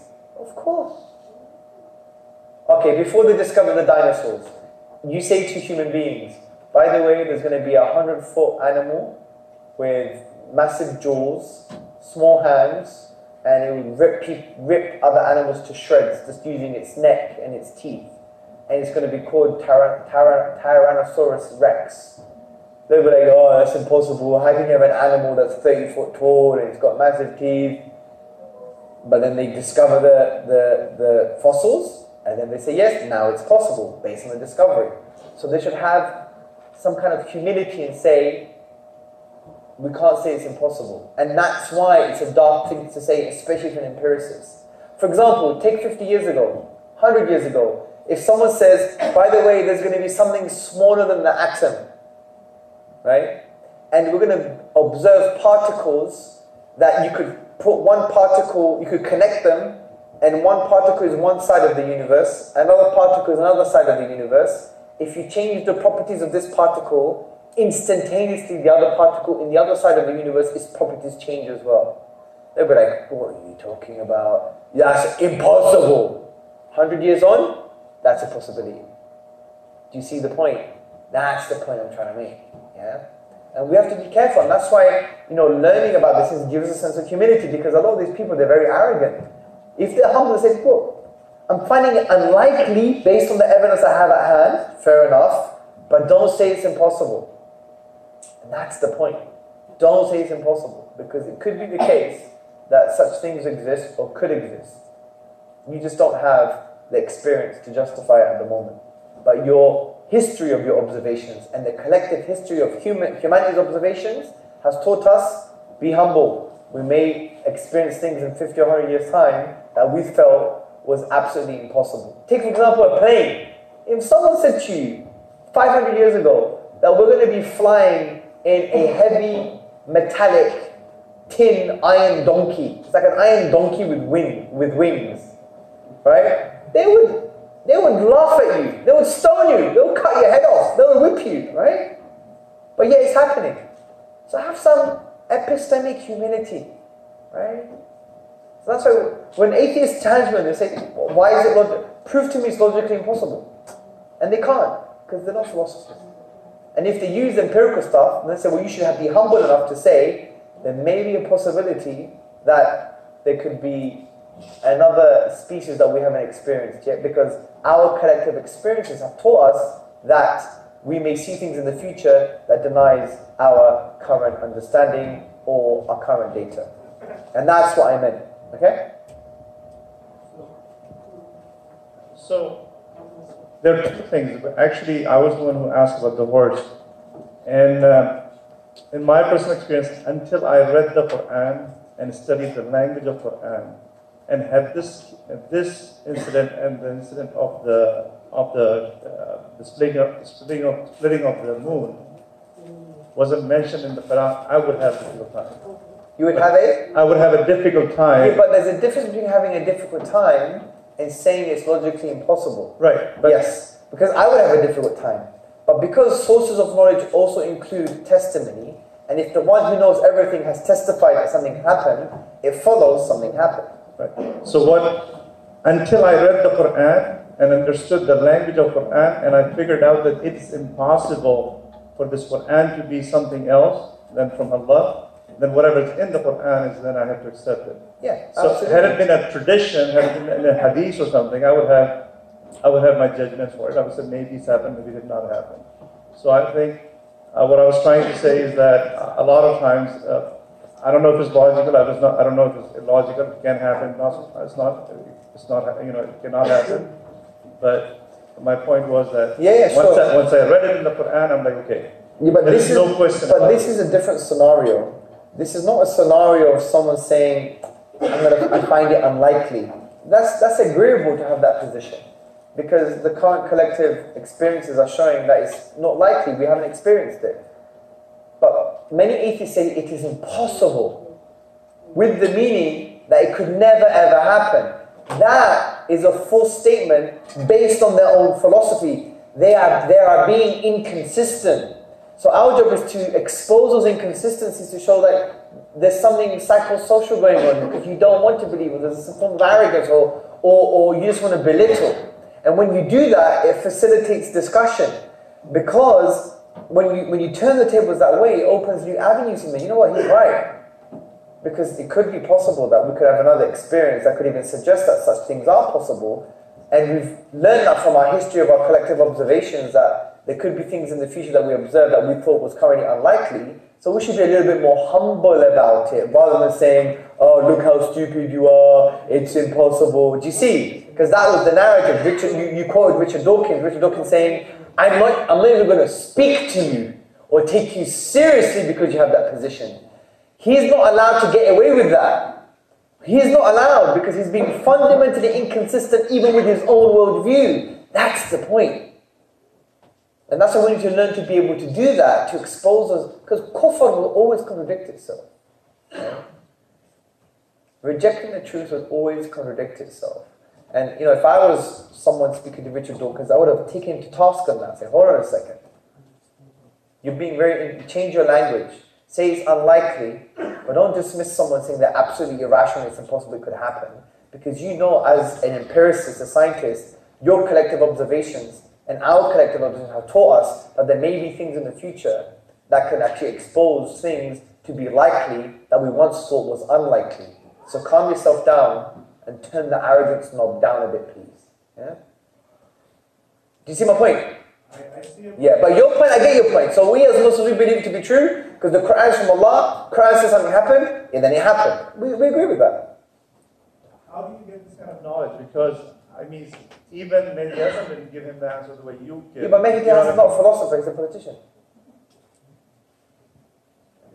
Yeah, and he's not stupid. And plus, look, even if I was there, maybe I would have done a worse job than Mehdi. You know why? Because his presence of mind. You think someone's brain has no emotions? We have emotional filters.